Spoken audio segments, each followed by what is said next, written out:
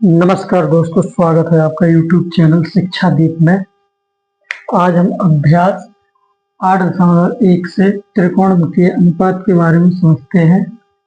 तो दोस्तों, सबसे पहले हम इसके अनुपात लिखेंगे। त्रिकोणमितीय अनुपात साइन थीटा बराबर लंब बटे कर्ण, पहला। दूसरा, कॉस थीटा बराबर आधार बटे कर्ण। तीसरा, tan थीटा बराबर लंब बटे आधार। उसके बाद है दोस्तों कॉसेक थीटा, सेक थीटा और कॉट थीटा। दोस्तों, यहाँ पे हम देखते हैं जैसे हमारे साइन थीटा का अनुपात है लंब बटे कर्ण, तो इसी का अपोजिट कॉसेक कर देंगे। जैसे साइन थीटा का लंब बटे कर्ण है तो कॉसेक का हो जाएगा कर्ण बटे लंब। इसका उल्टा हो जाता है, साइन का उल्टा हो जाएगा आपका कॉसेक। ऐसे ही दोस्तों कॉस का है आधार बटे कर्ण, तो कॉस का अपोजिट हो जाएगा आपका सेक। कॉस थीटा बराबर यहाँ पर आधार बटे कर्ण है, तो यहाँ पर हो जाएगा आपका सेक का हो जाएगा कर्ण बटे आधार।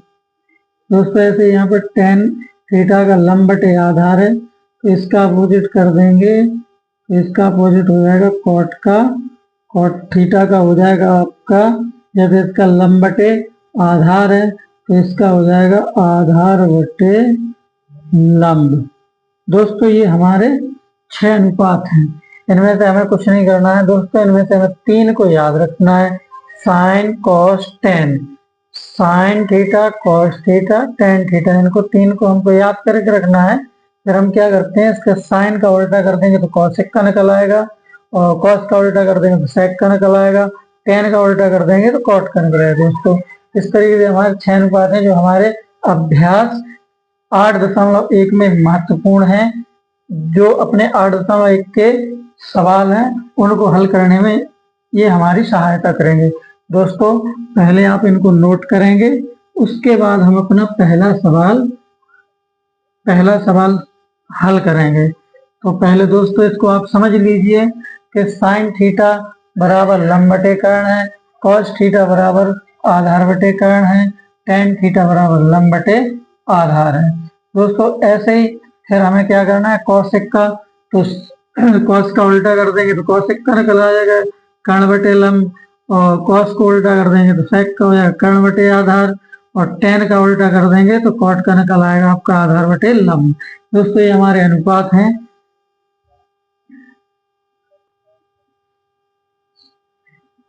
दोस्तों, हमारा पहला सवाल है अभ्यास 8.1 का।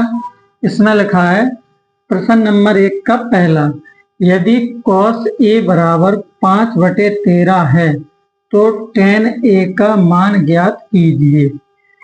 तो दोस्तों, सबसे पहले अपन को ये दिया क्या है, पहले हम ये लिखेंगे हल। पहले लिखते हैं हल, फिर लिखेंगे दिया है cos a बराबर 5/13। दोस्तों, हम एक समकोण त्रिभुज लेंगे। यहाँ पे हम एक समकोण त्रिभुज बनाते हैं। समकोण त्रिभुज जो 90 अंश का होता है, ये दोस्तों हमने एक समकोण त्रिभुज बनाया। इसके हम मान रख लेते हैं, यहाँ पे ए लिख दिया, यहाँ पे बी लिख दिया, यहाँ पे सी। समकोण त्रिभुज दोस्तों, यहाँ पे हमारा ये बी समकोण त्रिभुज हो जाएगा दोस्तों। अब इसमें यहाँ पे थीटा की जगह पे दोस्तों ए लिखा है, तो हम यहाँ पे अपना कोण क्या बना देंगे, ए कोण हो जाएगा। ये हो जाएगा हमारा ए कोण।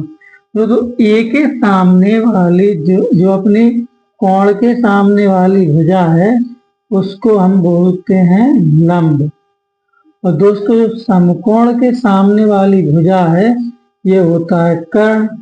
यदि ये लंब है ये कर्ण है तो अब क्या है, नीचे आपका क्या हो जाएगा, आधार। दोस्तों ये हमारा एक समकोण त्रिभुज है जिसमें 20 समकोण है। हमें ये नहीं, ऐसा भी नहीं है कि हम यहाँ ये लिख दिया वहां, आप इनमें से ऊपर ए को ले जा सकते हैं, यहाँ पे सी को ला सकते हैं, इन्हें आपस में आप बदल सकते हैं, पर जो अपना समकोण है वो बी ही रहेगा। तो दोस्तों हमें इसमें दिया है cos A बराबर 5/13।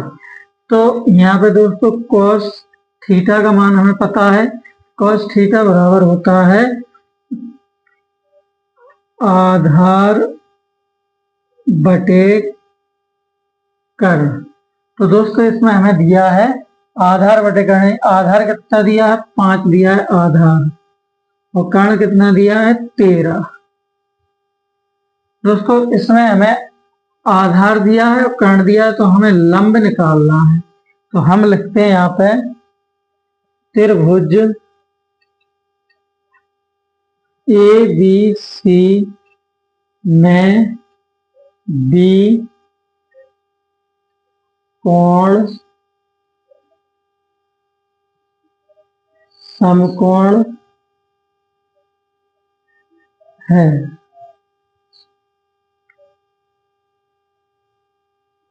AB बराबर कितना दिया है, 5। AC बराबर 13। दोस्तों हमें इसमें निकालना है VC का मान। तो पहले हमें क्या करना है, इसमें VC का मान निकालना है दोस्तों। तो हम इसमें एक सूत्र का प्रयोग करेंगे, पाइथागोरस प्रमेय वाला जो सूत्र होता है। तो यहाँ पे लिखेंगे पाइथागोरस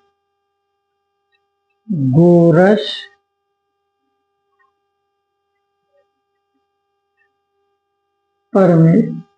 दोस्तों इसका सूत्र होता है कर्ण स्क्वायर बराबर लंब square plus Aadhaar square.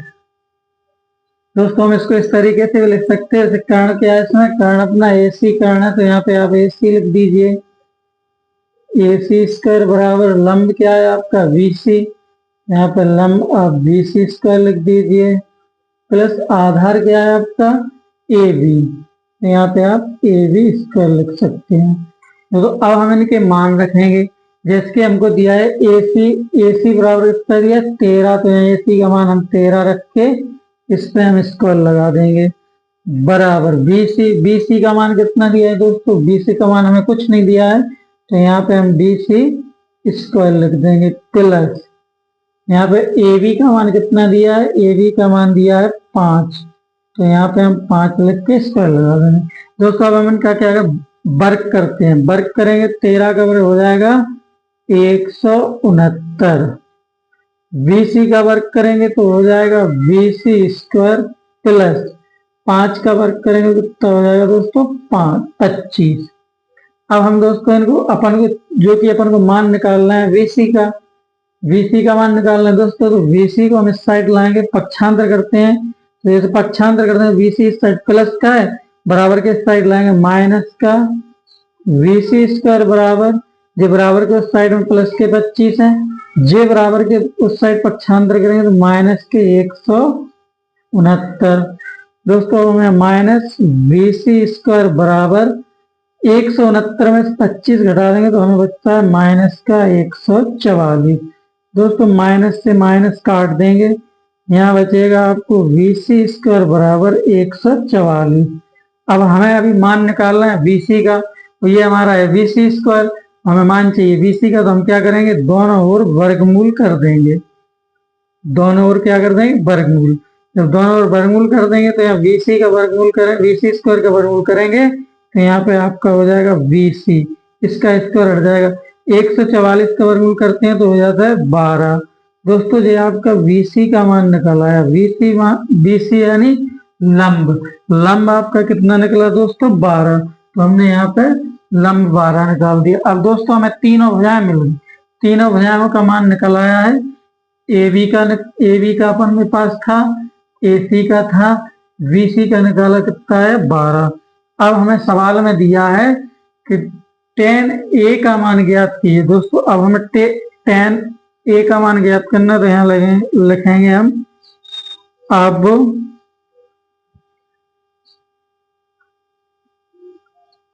tan A बराबर,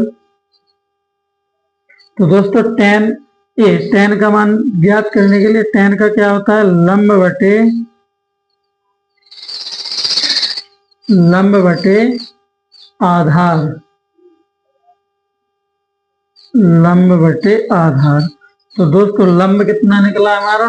लंब निकला है 12 और आधार कितना है दोस्तों? 5। तो ये हमारे पहले सवाल का आंसर है।